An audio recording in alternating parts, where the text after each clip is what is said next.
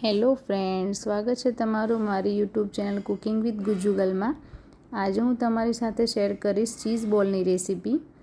આ રેસીપી એટલી સ્વાદિષ્ટ છે કે તમે એક બોલ ખાશો ને તો બધા જ બોલ પૂરા કરીને જ જપશો, એની હું ગેરંટી લઉં છું। તો ચલો શરૂ કરીએ આજની રેસીપી। પહેલાં મેં અહીંયા 500 ગ્રામ બટેકા અને એક મકાઈને બોઇલ કરી લીધી છે। હવે બટેકાને આપણે આ રીતે મેશ કરી લઈશું। એની અંદર મકાઈને આપણે ચોપ કરીને અથવા ઝીણી ઝીણી કાપીને એડ કરીશું। અડધું કેપ્સિકમ ઝીણું કાપીને એડ કર્યું છે।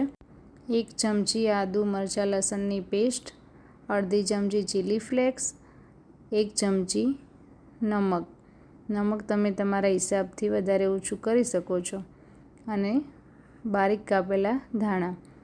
આની અંદર મેં 2 બ્રેડ ક્રશ કરીને એડ કર્યા છે। બ્રેડ એટલા માટે કે એનું બાઇન્ડિંગ સરસ આવે। આને મિક્સ કરીને સાઈડમાં કરી લઈએ। હવે આપણે બનાવીશું ચીઝ ડીપ। અહીંયા મેં 100 ગ્રામ કાજુ 15થી 20 મિનિટ પહેલાં પલાળીને રાખ્યા હતા। હવે એને આપણે એક મિક્સી જારમાં એડ કરી લઈશું।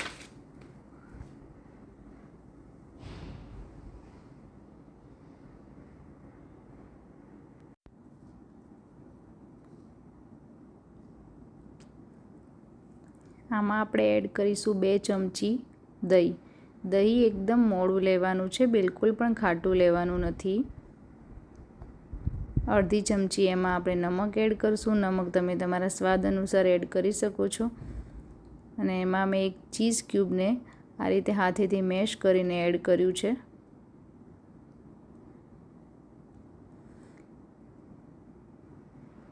ચીઝ ડીપને આપણે એકદમ સરસ ફાઇન પીસીને તૈયાર કરવાનું છે। એમાં જો તમને જરૂર લાગે તો થોડું પાણી એડ કરી શકો છો। તમે જોઈ શકો છો કે કેવું સરસ ફાઇન પીસીને તૈયાર થયું છે।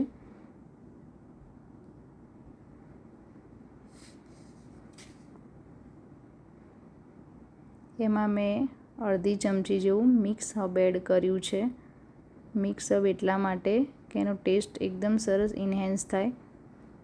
ચીઝ ડીપ ખાવામાં એકદમ મેલ્ટ એન્ડ માઉથ છે। તમે તમારા બાળકોને મેયોનીઝની જગ્યાએ પણ આપી શકો છો, એકદમ હેલ્ધી રહેશે। એને તમે બનાવીને ફ્રીજમાં પણ રાખી શકો છો 1 વીક સુધી। હવે ચલો બોલ બનાવીશું। અહીંયા મેં 2 ચીઝ ક્યુબ લીધા છે, એને 4 ટુકડામાં ડિવાઈડ કરી લીધા છે। બોલને આ રીતે રાઉન્ડ કરી અને વચ્ચે એની જગ્યા બનાવી અને આ રીતે શેપ આપવાનો છે, અને એની અંદર આપણે ચીઝ ક્યુબને મૂકી દેવાનું છે, અને એને આ રીતે ચીઝના ટુકડાને સરસ રીતે કવર કરી લેવાનું છે। બોલ આપણે આ રીતે મોટો જ બનાવવાનો છે। જો નાનો બનાવીશું ચીઝનો ટુકડો આ રીતે કવર નહીં થાય અને મેલ્ટ થઈને બહાર આવી જશે। તો આપણે આ રીતે સરસ એને કવર કરી લઈશું, અને બધા જ બોલ આ રીતે રેડી કરી લઈશું। જો ઘરમાં કોઈને ચીઝ પસંદ ના હોય તો તમે થોડાક બોલ ચીઝ વગર પણ બનાવી શકો છો, એ પણ બહુ સરસ જ લાગે છે।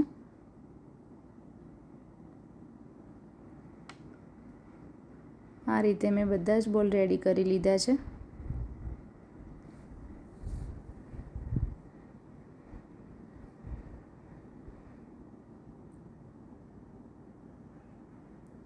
હવે આપણે એને બ્રેડ ક્રમ્બથી કોટ કરી લઈશું। આ રીતે આપણે એને કોટ કરી લેવાના છે। તમે એમાં ટોસ્ટનો ભૂકો પણ યુઝ કરી શકો છો।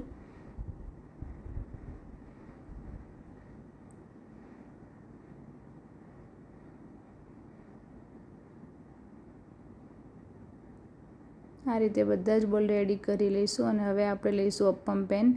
એને આ રીતે આપણે ઓઇલથી ગ્રીસ કરી લઈશું। અપ્પમ પેન જ્યારે ગરમ થાય ત્યારે આપણે એની અંદર બધા જ બોલ એડ કરી લેવાના છે।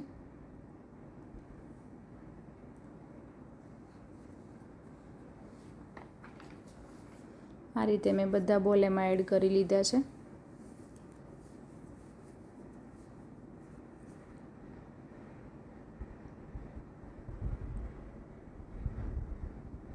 આપણે એને ઓપન જ ફ્રાય કરવાના છે, એને કવર નથી કરવાના અને ચમચીથી આ રીતે ઉલટપુલટ કરતા રહેવાનું છે. જો તમને એમાં ઓઇલ થોડું ઓછું લાગે તો આપણે એમાં થોડું ઓઇલ પણ એડ કરી શકીએ છીએ. અને આ રીતે બધા જ બોલને ઉલટપુલટ કરતા રહેવાનું છે અને આ રીતે ગોલ્ડન બ્રાઉન થાય ત્યાં સુધી એને ફ્રાય કરવાના છે. તમે જોઈ શકો છો કે સરસ રીતે ફ્રાય થઈને તૈયાર થઈ ગયા છે.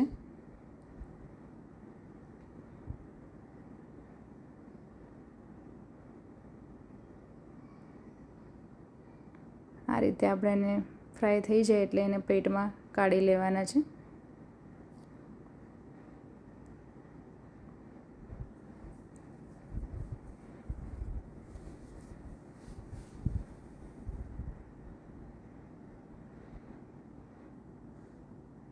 તમે જોઈ શકો છો કે કેવા સરસ ફ્રાય થઈને બોલ રેડી થઈ ગયા છે.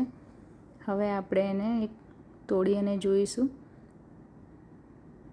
કેવું સરસ ચીઝ એની અંદર મેલ્ટ થયું છે, જોઈને જ ખાવાની ઈચ્છા થઈ જાય. હવે આપણે એને સર્વ કરીશું ચીઝ ડીપ સાથે. મિત્રો, તમને મારી રેસીપી પસંદ આવી હોય તો તમે મારી ચેનલને લાઇક, શેર અને સબસ્ક્રાઈબ કરવાનું ભૂલતા નહીં અને બેલ આઇકન જરૂરથી દબાવજો જેથી મારી રેસીપીનું પહેલી જ નોટિફિકેશન તમને મળે. મળીશું આપણે નવી રેસીપી સાથે. Bye, take care.